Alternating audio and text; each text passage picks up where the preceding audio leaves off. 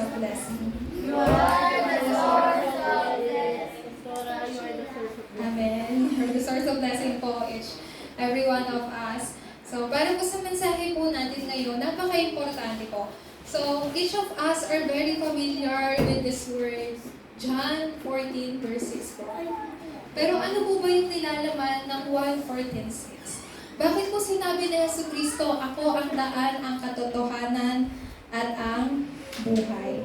So, this time po, meron po siyang, nung sinabi po ni Jesucristo sa kanya pong mga disipulo, na, ano nga po ito?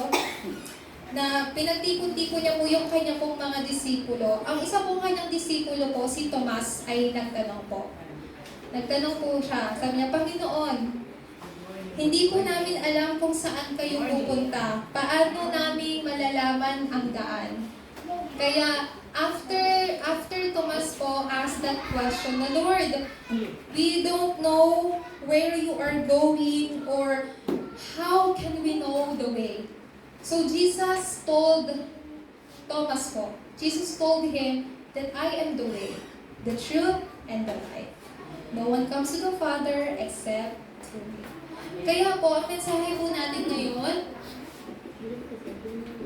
those who come to the Father. Yaong mga pumupunta sa Ama. Those who come to the Father po. So Jesus clearly told us po in John 14 verse 6 that no one comes to the Father except through Him po. Pero bakit po napakaraming daan ng mga tao? So, what are the three representatives way na akala ng tao ay daan para makatagpo ang Diyos? So, people are really bound by religion po. Because they really thought that yung relihiyon ay isa or daan para makatagpo ang Diyos. So, yung mga tao po who are bound by religious life, they have this thinking na, if I go to church diligently, if I just memorize all the story of the Bible, I will be saved, I will go to heaven. But that's wrong misconception po. Once again po, I will tell you, Jesus clearly said, no one comes to the Father except through Him. Not just by diligently going to church po. So, of course, lagi po namin sinasabi sa inyo, ang worship po napaka-importante. But without receiving salvation and without solving yung fundamental problem po muna natin, tayo po ay magkakaroon ng maling kaisipan po. Kaya po, sinabi po ni Jesucristo, ang makakapunta lang sa Ama ay sa pamamagitan ko. Hindi lang po yun. Before Jesus told this verse sa kanya pong disciple, ano pong sinabi po niya sa John chapter 1 verse 1? Jesus clearly told us po, do not let your hearts be troubled. You believe in God and you also believe in me. Sabi po ni Jesucristo. Sabi niya, do not let your hearts be troubled. Sa isang salita pong, do not let your hearts be troubled. Don't worry. Ilang beses po bang sinabi po sa atin ng Diyos na huwag mag-alala? How many times did God told us not to worry? How many times God told us not to be afraid po? Sa Biblia po, 365 times pong sinabi ng Diyos na huwag mag-alala. Huwag kang matakot. Why? Kasi everyday meron tayong alalahanin. But Jesus clearly told you po, do not let your hearts be troubled. Do not worry. Do not worry. You believe in God and you also believe in me. Then after Jesus told that, sinabi niya po itong John 14:6, why you have not to worry? Because I am the way. Because I am the truth and I am the life. Kaya po, pinakauna po sa lahat, why do we have to worry? Why? What is the reason po? Bakit hindi po natin kailangan mag-alala? Because everything comes from the hands of of the Lord. Everything comes from God po. Mula po sa Diyos. Lahat po ng bagay. Who is God? In Genesis 1:1, He is the Creator God. Pag sinabing He is the Creator God, God can do everything. It's impossible to our human, but it is not impossible to God po. Tayo po ay merong limitasyon, pero ang Diyos ay wala po limitasyon. It seems possible, it seems impossible to us, but it's not impossible to our God po. Why God is the God of Creator? Bakit po? Because this shows that God can do everything po.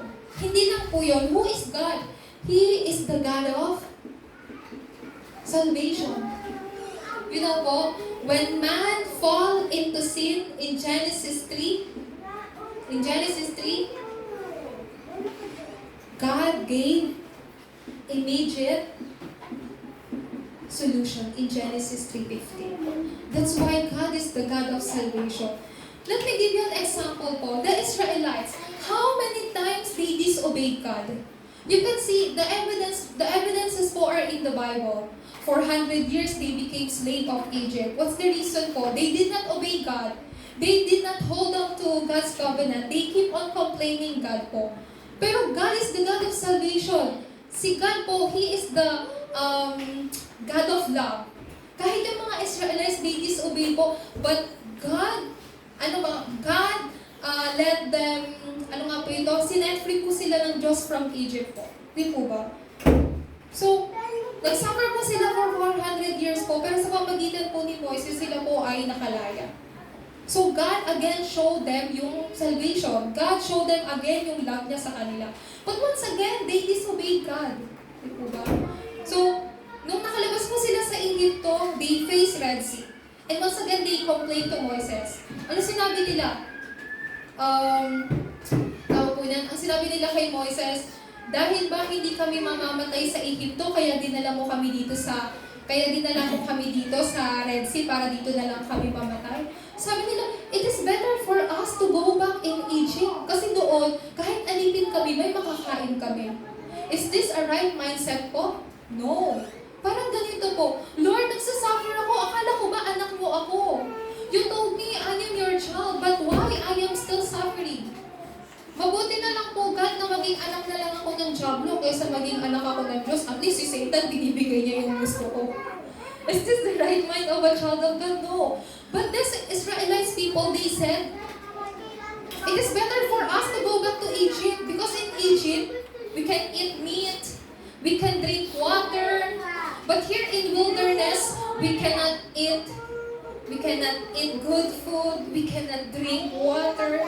So they are saying nonsense. You know po, but God is the God of salvation and God is the God of love po. So He provided everything for them. Ganun din po sa buhay po natin. Why God is the God of salvation? Because ang Diyos po, lagi niya tayong nililigtas po sa lahat ng bagay. He provides everything for us. Kaya po ang Diyos ay ang Diyos ng kaligtasan. Hindi lang po yun. Ito po yung pinaka-importante. He is the God of covenant. Why God is the God of covenant? In Genesis 17 verse 7 po, this is Abraham po. Ito po yung time na sinabi po ng Diyos once again kay Abraham. Sinabi niya, I will establish my covenant as an everlasting covenant between me and you and your descendants. Ano daw po? This covenant, i-establish ko ito sa iyo bilang iyong everlasting covenant between God, between you, and between your descendants. Descendants who? Your next generation. Ibig sabihin po niya, mga deaconess, si Deaconess Beth, Deaconess Sister Camille po, when you firmly hold on to this covenant po, this same covenant that you are holding on to po, will be passed to your next generation. Amen po ba? This is the sure answer that God has given to you. So, si Deaconess Amalia po, dahil tayo po ay may edad na sobrang limited na lang po na kailangan niyo pong gawin. And kahit ano pong sabihin niyo po kay Tim na, like for example, may mga bad habit siya, gusto niyo pong baguhin, hindi niya po, ano nga po yun, hindi niya na po mababago po yun. Or tayo lang po yung magkakaroon po ng, ano nga po yun, madidisappoint po tayo, ganyan. Pero kapag si Deaconess Amelia po, when you keep on holding on to God's covenant po, yung covenant na pinapanghawakan po ninyo, absolutely mapapasa po sa inyong susunod na henerasyon. Ganun po kumilos po ang Panginoon. That's why He is the God of the covenant po. And this covenant is fulfilled through Jesus Christ po. Ano po ulit? Ang pangako po na ito, ang tipan po na ito ay naisa sa katuparan sa pamamagitan po ni Kristo. It is fulfilled and will be fulfilled po. You know po, there's no other method for us po. It is only by holding to God's covenant po na walang iba po kundi si Kristo. Why it is fulfilled? The Bible clearly told us it is finished. In John 19:30. This is the evidence that Christ fulfilled this covenant po. It is finished. Tapos na. And lahat ng bagay po ay magkakaroon ng katuparan sa pamamagitan po ni Kristo. Why po? Everything po. Everything will be fulfilled, will take place po sa pamamagitan po ni Kristo. Kaya ito po yung dapat po natin panghawakan. So, hindi lang po yun. Kung ang Diyos po, ang Diyos ng kaligtasan, siya po ang nagpaplano ng kaligtasan po natin, at si Kristo po ang tumutupad ng covenant po na yun, then, ano po ang trabaho or gawain ng banal na Espiritu? Another word of the Holy Spirit, He is the Comforter, the Advocate. Ipinadala po siya sa atin ng Diyos nung si Jesucristo po ay bumalik po sa langit. So, what is the work of the Holy Spirit po? Ang kailangan niyo pong tandaan, yung 300% po ng pananahan ng banal na Espiritu. Ano po ba yung 300% ng feeling of the Holy Spirit? When the Holy Spirit works upon you, hindi na po siya kikilos sa inyo, pero ito po ay kikilos po sa simbahan, sa ating simbahan, at sa field kung kayo po ay nasaan. What is this? This feeling of the Holy Spirit, it is working with power. Why it's working with power? Because it is the power that comes from Jesus Christ. Yung Holy Spirit po ay Espiritu po ni Jesucristo. Ipinadala po ang banal na Espiritu po sa atin upang tayo po ay gabayan, upang tayo po ay i-comfort, another advocate po na ipinadala po sa atin sa pamamagitan po ni Jesucristo. So, hindi lang po yung pagkilos po. Pagkilos work, guidance, at makikita po natin yung bunga ng banal na Espiritu. Paano po natin makikita yung guidance po ng Holy Spirit? Paano po natin makikita yung bunga ng banal na Espiritu? Ang bunga po ng banal na Espiritu ay ang pagkilos ng kaligtasan po sa buhay natin. Yung paggabay po ng banal na Espiritu sa buhay po natin, tayo po ay ginagabayan po nito sa tamang landas. Tayo po ay ginagabayan po nito sa loob ng katuparan ng salita po ng Diyos. So what are these three things po? Why you should not worry? Because this triune God is always working. Why you should not worry? Because this triune God is always working within you. It is always with you. What is this three po? These are the triune God's work po. And this triune God, this Holy Trinity God is always working with you. You should not work alone po. You should not move alone, especially mga remnants natin, especially team. You should not study alone. You have to study with the triune God.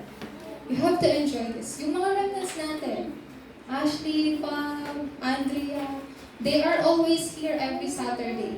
You should not study alone, but you have to study with the working of the triune God.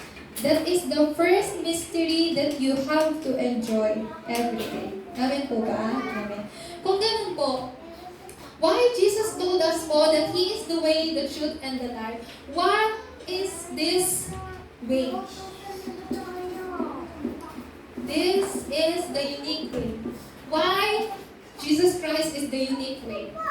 He is not just the way, but a unique way for us. Bakit po sa Yesu Cristo ang natatanging daan para po sa atin? Katulad po ng sinabi ko po sa inyo last week,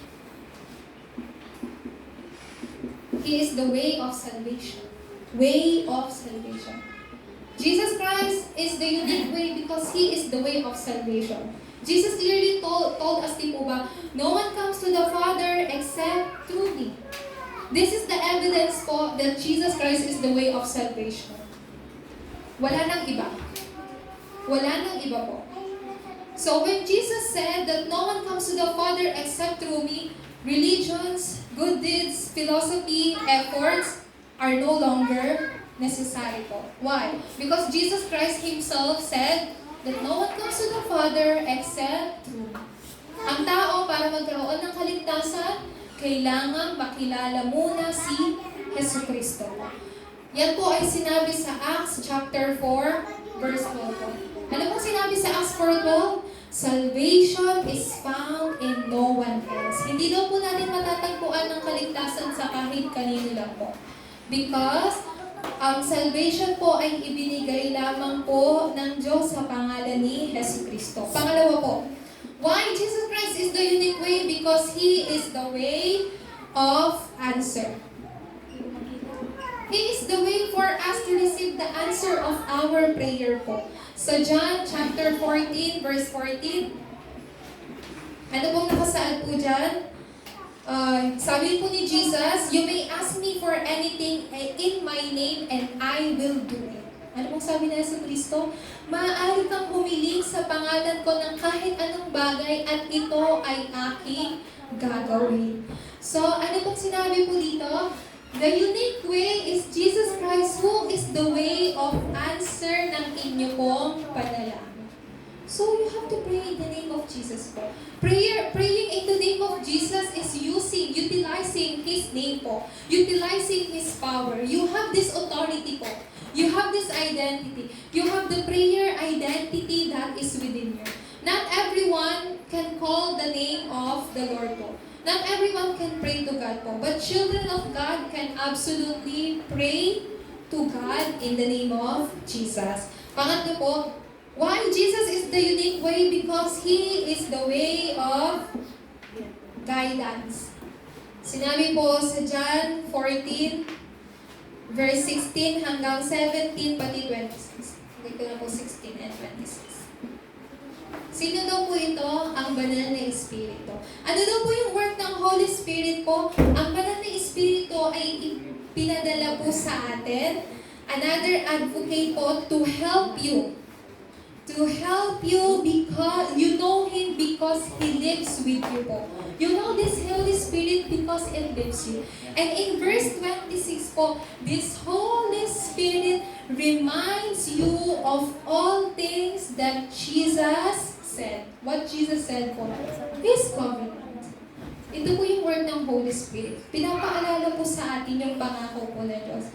You know po, hindi ko po alam kung naranasan po na ninyo, but sa akin po, sa case ko po, may pagkakataon na I too felt like, halimbawa, disappointed, may discouragement din pong nararanasan, ganyan. But somehow po, kapag ako po ay nananalangin, pinapaalala sa akin ng Diyos na, bakit po kailangan panghinaan ng loob? Bakit ko kailangang malubog sa problemang to? Bakit ko kailangang malubog sa sarili kong pag-iisip? So kapag nagkakaroon po ako ng panalangin, pinapaalala sa akin po ng Diyos kung gaano niya ako kamahal, kung gaano niya po prepare yung plano niya sa buhay ko. Because that is the working of the Holy Spirit po. It reminds you the covenant po that Jesus gave to you. Pang-apat po, why Jesus is the unique way? Because He is the way of forgiveness po. Sabi po sa 1 John chapter 1 verse 9 po, sino daw po ang Diyos? Ang Diyos daw po ay ang Diyos ng mapagpatawad. So, tayo po ay pinatawad na po sa lahat po ng ating mga kasalanan. So, paano naman po tayo magkakaroon ng assurance of forgiveness po? How? We can have this assurance of forgiveness po by understanding that Jesus forgives our sins first po. Kapag naiintindihan niyo po yun, you can also forgive others po. Why? Kasi si Jesus, namatay po siya sa krus because He died on the cross po, meaning to say, He forgives our sins po. Ayun po ang ebidensya. Kaya hindi lamang po yun. Jesus Christ, He is the way of victory. Who is the way of victory po? Tanging si Kristo lamang po. Sino daw po ang mga nagtatagumpay according sa 1 John chapter 5, 4 hanggang 5 po? Children of God overcomes the world. Who overcomes the world daw po? Children of God. Pero sino daw po?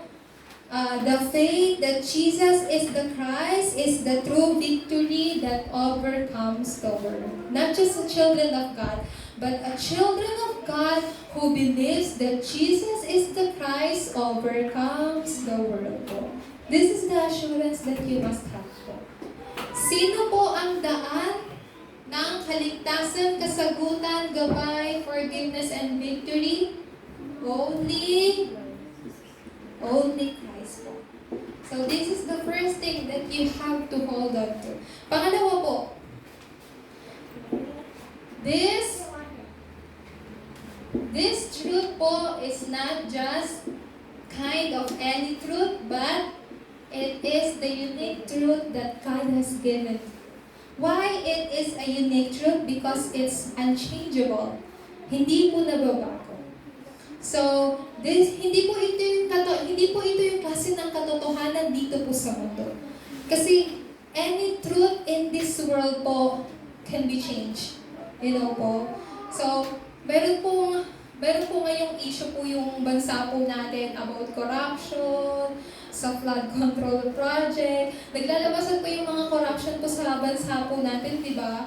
And lahat po ng mga government officials po, lahat po sila may kanya-kanya pong dahilan, mga opinion, and some of them na nagmamalinis. Some of them are, yung mga iba sa kanila, sinasabi nila, nagsasabi ako ng katotohanan. But Filipinos po doesn't know longer kung ano po yung katotohanan. Bakit po? Kasi napakarami po nang nagsisilabasan po ng mga evidences po eh. Pero kahit yung mga government officials, kahit magsabi po sila ng katotohanan, hindi po natin alam kung nagsasabi pa rin po sila ng katotohanan. But you know, what is the unique truth po? Unique truth, katulad po ng sinabi po ni Jesucristo, I am the way, the truth. Ano pong klaseng katotohanan? Katotohanan po kung saan tayo po ay Kanya na po pinalaya mula sa ating mga kasalanan. Through the Spirit of life that gives us life po. So, He set us free from the law of sin and death po through the Spirit of truth po na nagbibigay sa atin ng kalayaan.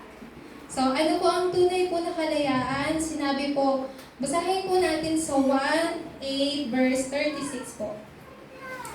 Nakasaan po rito, kung ang anak ang magpalaya sa inyo, kayo nga'y magiging tunay na malaya. So, ano po ito? He sets us free po. Set us free. Why? Because the Son, Jesus Christ, made us free po from all of our sins. Pangalawa po, this is the truth that set us free in John 8:32. Ano pong sinabi sa John 8:32? Sabi po ni Jesus, you will know the truth and this truth will set you free. Once again, who is this truth? This truth is none other than Jesus Christ. Do you know that Jesus is the Christ? Do you believe that Jesus is the Christ? Do you know who Jesus Christ is? Then the truth sets you free po.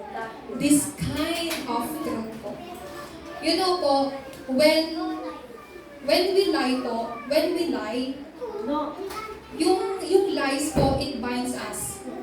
Like for example po, when we lie to someone, it makes us uncomfortable. Tama po ba? Kasi we have to hide something to that someone.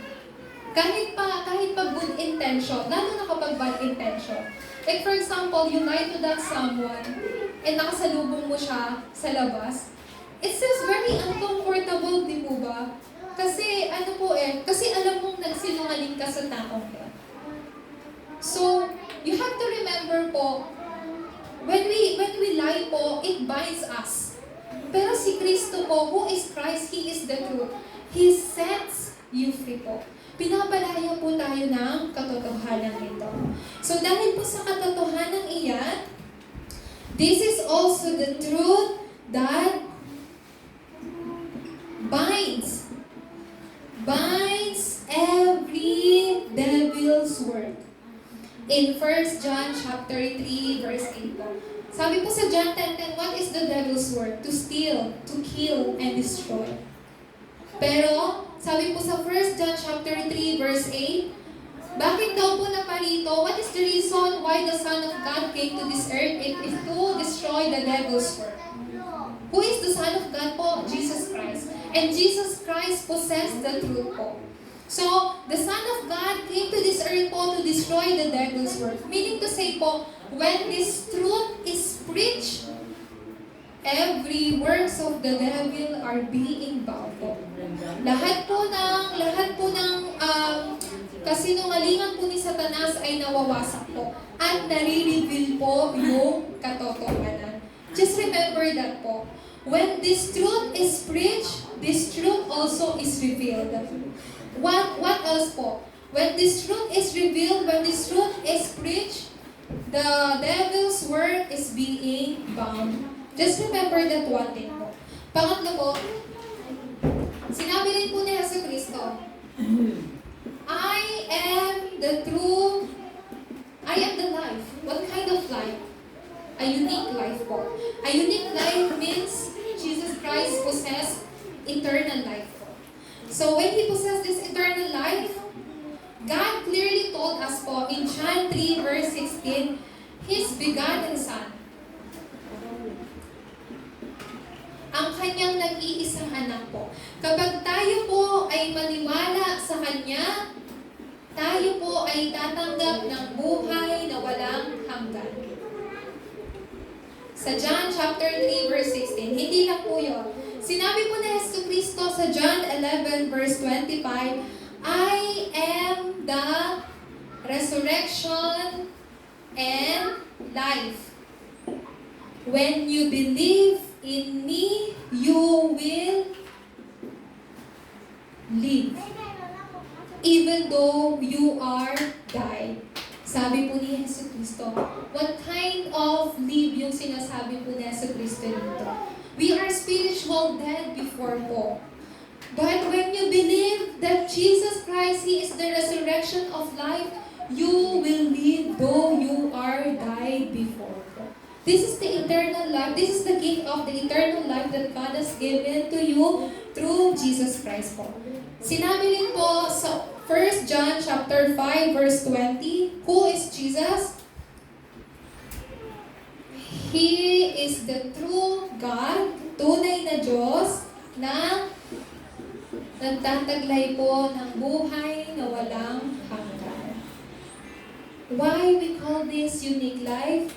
Because it is the life that has eternal life po. What is our eternal life po? Our eternal life po ay sa langit. Kasi tayo po ay nabibilang po sa kaharian po ng Diyos.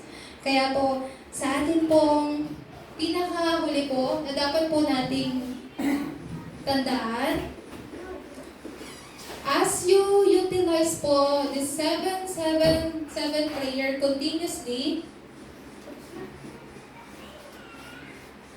una po sa lahat, as you use the 7-7-7 prayer continuously po, then continue to destroy every partisan of Satan.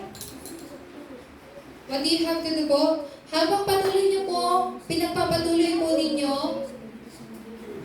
ang 7-7 prayer po, dapat po ninyong patuloy na wasakin ang partisan po ni Satanas. Sabi po sa 1 Corinthians 10:4 hanggang 5 po, Satan has built his stronghold.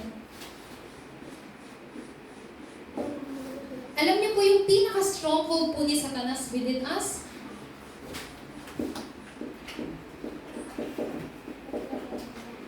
Unbelief. So as you pray, utilizing the 7-7-7 prayer, you have to break and destroy your unbelief that makes Satan's his stronghold po sa inyo. You know po, to trust and to believe God is difficult, but it is really easy to have unbelief po. So some people thinks that way po. Some people thinks that way. But when you truly know po what is God's covenant po and what God said po, not to worry and to enjoy this trial God always within you, you will find yourself po more believing and trusting po sa Panginoon rather than having this unbelief po. Bakit po ba nagkaroon ng original sin ang tao? Kasi po si Adan at Eva, hindi po sila naniwala sa Diyos. So kahit they disobeyed God, pero that's the result of their unbelief. They disobeyed because they had unbelief po. Di po ba? Ganun din po sa atin. We had worries because we have unbeliefs po. If we don't worry po, hindi po tayo magkakaroon ng hindi pananampalataya. But you can also, ano nga po ito? Baliktarin po. When you have unbeliefs, worries will continue to come po. Kaya kailangan po natin wasakin po yung ating hindi pananampalataya upang bawasan po yung stronghold po ni Satanas sa atin. So I'll just put... What's this for? I think this one is 2 Corinthians po. Pangalawa po, as you utilize this 7-7-7 prayer within you, continue to break Satan's partisan as you raise heavenly throne of partisan within you. This is something you have to do every day, every time, and in every affair po. Habang ginagawa po ninyo to with 3 concentrations po. Sa loob po ng 7-7-7 prayer. You utilize 7-7-7 prayer sa oras ng 3 concentration po ninyo. So, ito po yung dalawa pong bagay na dapat po nating gawin within this week po. So, I really pray po na this week message po ay lubos po ninyong tamasahin bilang inyong pong sariling kasagutan.